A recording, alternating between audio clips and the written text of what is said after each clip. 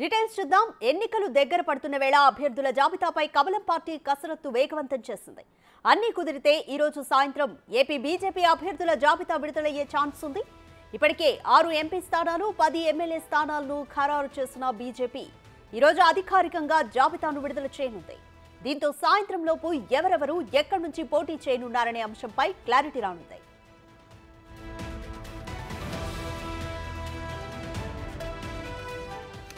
మరోవైపు 3 పార్టీల పొత్తులో భాగంగా Araku valley, Etcherla, Visakha north, Anaparthi, Kaikaluru, Vijayawada west, Jammalamadugu, Badvel, Dharmavaram, Adoni assembly స్థానాలు బీజేపీకి వచ్చాయి. అటు అరకు, అనకాపల్లి, నర్సాపూర్, రాజమండ్రి, తిరుపతి, రాజంపేట పార్లమెంటు సీట్లలో కమలం పార్టీ పోటీ చేయనుంది.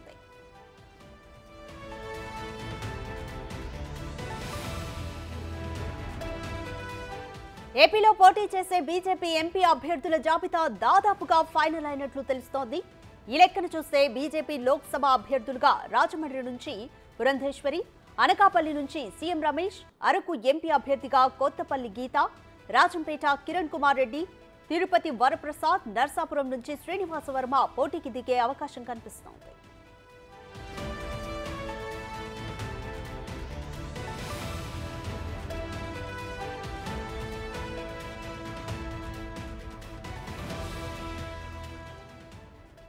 మోర్ డీటెయిల్స్ మా ప్రతినిధి శివ అందిస్తారు.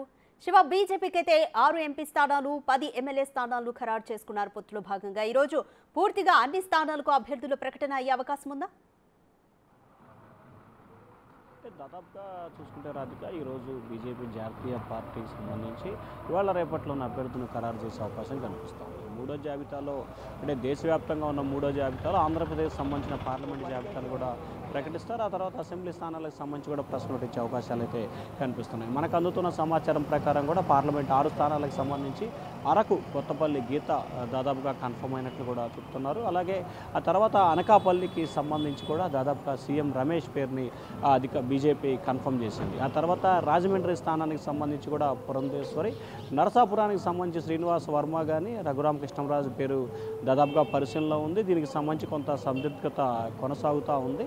అయితే ఆ తర్వాతకి సంబంధించి కూడా దాదాపుగా 3 స్థానాలని కూడా బీజేపీ ఆశిస్తుంది. మిగిలిన తిరుపతికి సంబంధించి వైఎస్ఆర్సీపీ నుంచి చేరిన ఎవరైతే వైఎస్ఆర్సీపీ నుంచి ఇటీవల మాజీ ఎంపీ వరప్రసాద్ చేరో ఆయనకి సంబంధించి తిరుపతి ఇచ్చే అవకాశాలు కనబడతా ఉన్నాయి. ఆ తర్వాత రాజంపేటకి సంబంధించి కూడా కిరణ్ కుమార్ రెడ్డి పోటీ చేసే అవకాశం అయితే కనిపిస్తూ ఉంది. దాదాపుగా ఆయనకు కూడా అభ్యర్థిని ఖరారు చేసినట్లు కూడా తెలుస్తూ ఉంది. సో ఓవరాల్గా చూసుకుంటే 6 పార్లమెంటు స్థానాలకు సంబంధించి కూడా భారతీయ జనతా పార్టీ అభ్యర్థులను అయితే ఖరారు చేసింది. ఇవాళ రేపట్లోనే పూర్తి స్థాయిలో ప్రకటన చేసే అవకాశం అయితే కనిపిస్తూ ఉంది. ఇక అసెంబ్లీ స్థానాలకు సంబంధించి అరకు వ్యాలీ, అలాగే ఎచ్చెర్ల, ఇదైతే తెలుగుదేశం పార్టీ నేత, మాజీ మంత్రి, రాష్ట్ర తెలుగుదేశం పార్టీ అధ్యక్షులుగా కూడా ఈయన చేశారు. ఆయనకు సంబంధించి కూడా సీటు లేదు, మరి ఆయన ఎక్కడికి పంపిస్తారో కొంత ఉత్కంఠ అయితే కొనసాగుతూ ఉంది. విజయవాడ వెస్ట్ ఇక్కడ నుంచి సుజనా చౌదరి పోటీ చేయబోతున్నారు. అరకు వ్యాలీకి సంబంధించి అభ్యర్థిని ఈరోజు సాయంకాలం ఖరారు చేసే అవకాశం కనిపిస్తుంది. అక్కడ చాలా పేర్లు పోటీలో ఉన్న పరిస్థితి కనిపిస్తుంది.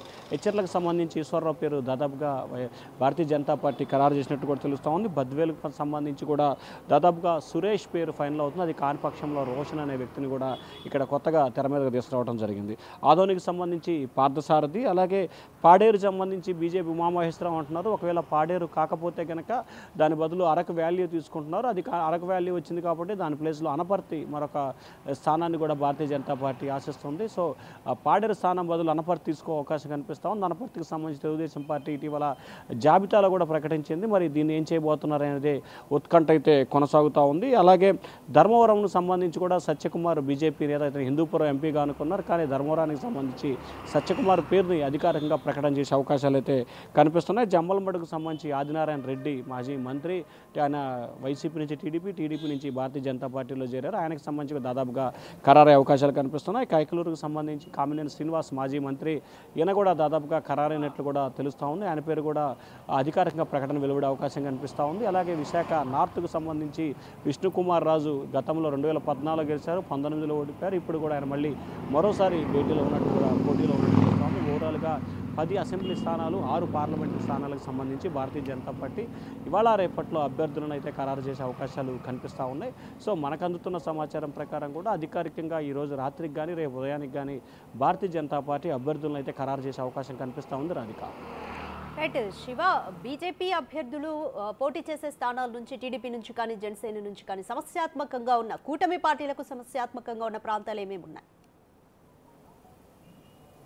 ప్రధానంగా కూటమికి సంబంధించి జనసేన నుంచి ఆశిస్తున్న స్థానాలు అయితే ఇక్కడెక్కడా కూడా ఒక విజయవాడ వెస్ట్ మాత్రమే కొంత ఇబ్బందికర పరిస్థితుంది. విజయవాడకి సంబంధించి వెస్ట్లో భారతీయ జనతా పార్టీ ఆశిస్తుంది. ఇక్కడ జనసేనకి సంబంధించి పోతున్న మహేష్ గత కొంతకాలంగా ఆందోళన చేస్తున్నారు. టీడీపీ నేతలు కూడా ఈ టికెట్ కావాలని చెప్పి గత కొంతకాలంగా కోరుతూ ఉన్నారు. అలాగే బుద్ధా వెంకన్న, జలీల్ ఖాన్ టీడీపీ నుంచి, పోతిన మహేష్ జనసేన నుంచి, బీజేపీ నుంచి కూడా ప్రధానంగా చూసుకుంటే ఒక్కలగడ్డ భాస్కర్ రావు పేరు ఇటీవల తెర మీదకి వచ్చింది. వీరందరినీ కాదని కూడా భారతీయ జనతా పార్టీ మాజీ కేంద్ర మంత్రి సుజనా చౌదరి పేరుని దాదాపుగా ఖరారు చేసినట్లు కూడా తెలుస్తూ ఉంది. ఇక హెచ్చర్లకు సంబంధించి కూడా బీజేపీ టీడీపీ మధ్య కూడా కొంత సందిగ్ధత కొనసాగుతూ ఉంది. బీజేపీకి ఆ సీట్ ఇస్తానని చెప్పి చంద్రబాబు మాట ఇచ్చారు. అక్కడున్న తెలుగుదేశం పార్టీ నేత మాజీ మంత్రి కళా వెంకట్రావు కొంత అసంతృప్తిగా ఉన్నారు. ఆయన ఇటీవల కాలంలో చంద్రబాబుతో కూడా భేటీ అయ్యారు. ఆయనకు సంబంధించి చీపురుపల్లి నియోజకవర్గం నుంచి ఆయన పోటీ చేసే అంశాన్ని కూడా టీడీపీ అయితే పరిశీలన చేస్తున్నట్టు తెలుస్తూ ఉంది. ఇక అనపర్తి స్థానాన్ని భారతీయ జనతా పార్టీ కోరుతూ ఉంది. ఇక్కడ నల్లిమల్లి రామకృష్ణారెడ్డి ఉన్నారు. ఆయనకు సంబంధించి కూడా దాదాపుగా మొన్న జాబితాలో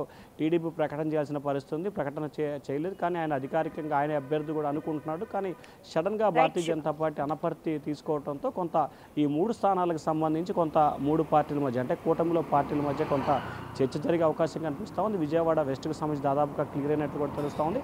హెచ్చర్లకు కూడా క్లియర్ అవుతుంది. అనపర్తికి సంబంధించి కొంత ఉత్కంఠ అయితే కొనసాగుతూ ఉంది. రాధిక. Thank you Shiva.